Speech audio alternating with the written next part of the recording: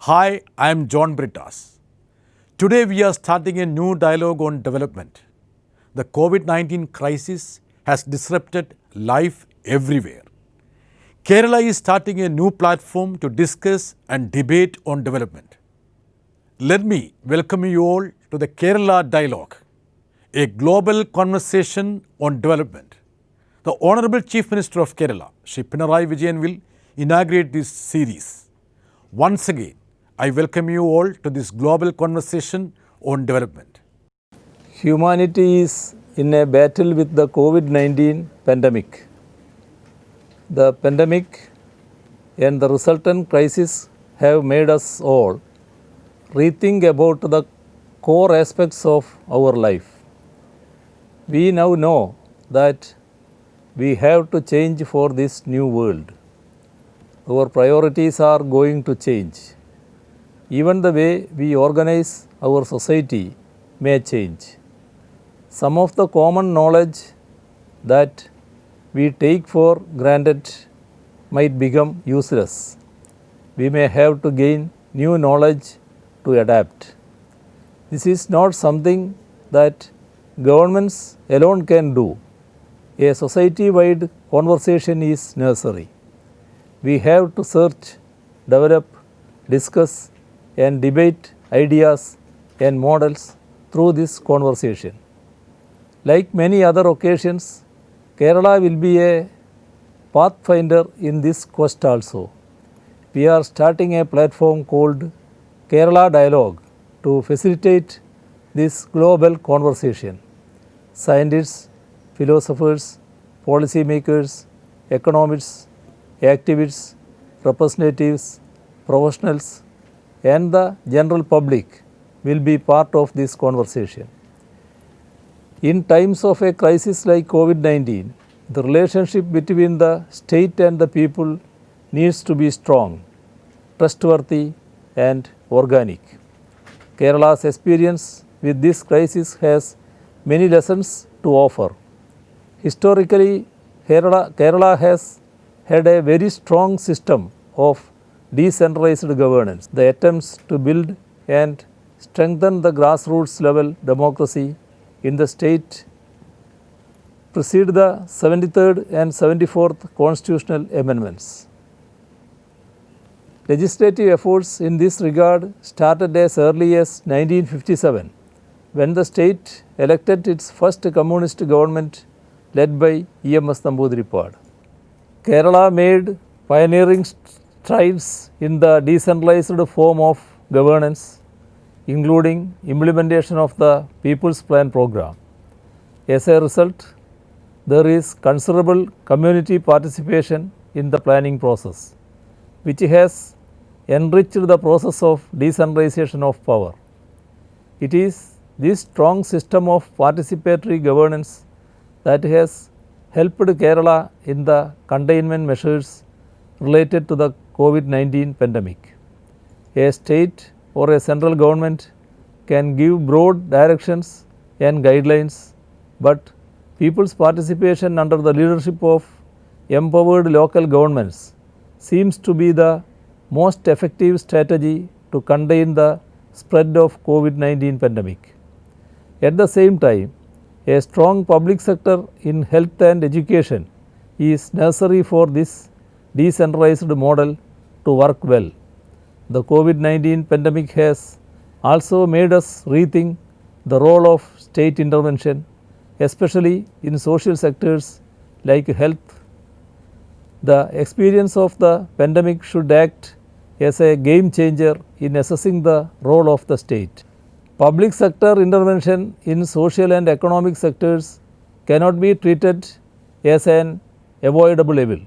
Borrowing by the state cannot always be a vice. We now know that economic and social inequalities tend to make the problems of pandemic worse.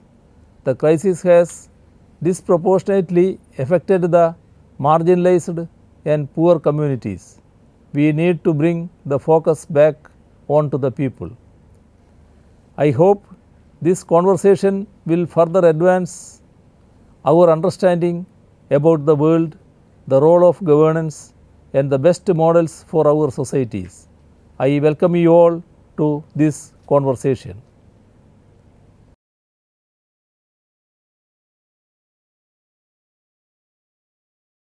Is it correct to talk in terms of a post-COVID-19 world? Does the pandemic represent a transformatory point? Well, what's going to be a post-pandemic world depends on what people are doing right now. There are people, the ones with the power, the ones who created the neoliberal disaster, the ones who are benefiting from Trump's malice. They're working very hard, relentlessly, to try to ensure that the world that comes out from the pandemic will be structurally much like the one that caused it, even harsher, more authoritarian, more controls, more surveillance. They're working on it right now. Things like I mentioned, the deregulation, many other ways.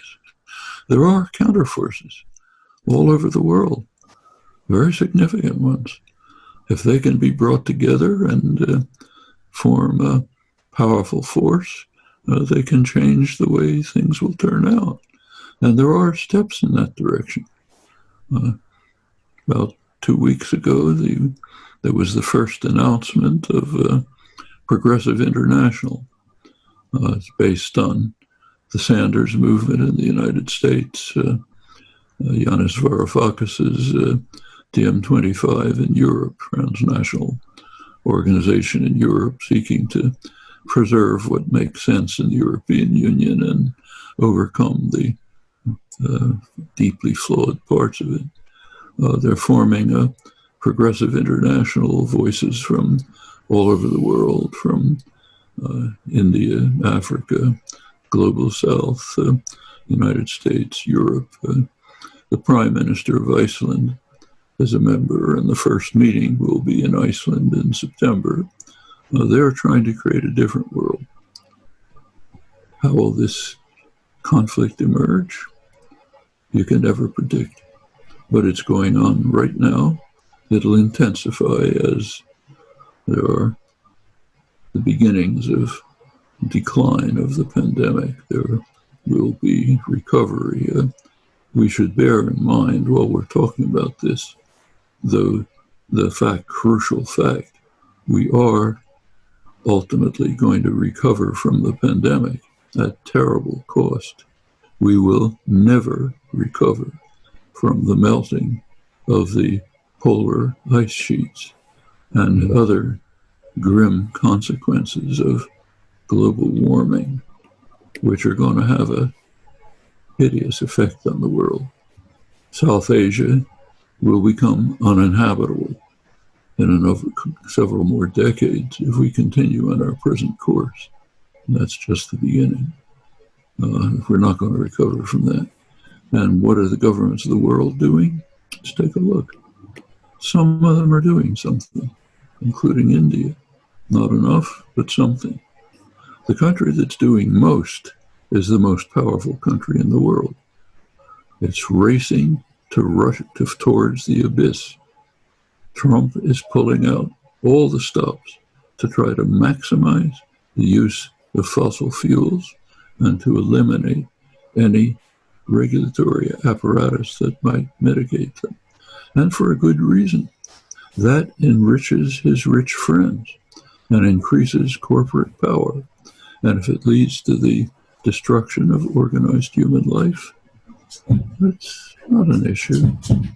Even small, take, say, Trump's tearing up the agreement with Iran. Why? Because Obama made the agreement, so he has to tear it up for his own ego. The effects are pretty serious. That's, quite apart from the horrible effects on Iran, it's sharply increasing the threat of major war in the region. Europe doesn't like it. Are they doing anything? No. They don't want you, when the U.S. imposes sanctions, it's the only country in the world that can do this. Everyone in the world has to obey the sanctions. They're third-party sanctions. So Europe doesn't want to be thrown out of the international financial system, and it doesn't want to anger the mafia don in Washington. So they make timid protests, and then they observe the sanctions and go along. Trump came out with what's called the greatest deal in history for the Middle East. If any other country had put that out, people wouldn't, if they'd even noticed, they'd be collapsing in ridicule. When Trump comes out with it, it's the law. Now we ask how we can implement it. Does it go too far, and so on. This is awesome power. No one else comes close, and no one else is going to come close. All the talk about China becoming a competing superpower, I think, is built on sand. Amartya, what would you say COVID-19 has taught us about inequality in the world? I think that's a very hard question, because the pandemic in itself doesn't come with lessons. It kills indiscriminately. We often see in the New York Times the banality repeated again and again, saying the COVID-19 doesn't respect class or color, that is black or white. Of course, it doesn't, and we didn't expect it. What makes that relevant is how the population reacts to it. What happened if you, and this it applies not only to pandemic, it applies to any crisis. So when in the 1940s, early 1940s, the British discovered that they didn't have as much food per capita as they had before.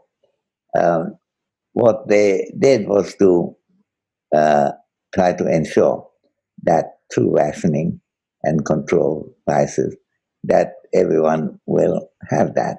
And suddenly what was a negative situation of food shortage turned into a positive situation of people having more food entitlement for those who were at the bottom of the ladder. And suddenly undernourishment disappeared. And that experience was applauded, understood, and there were great authors like R.G. Hammond, like Titmuss, who brought those lessons to the attention of the public to learn from it. Now, unfortunately, that didn't happen. For example, take the United States, in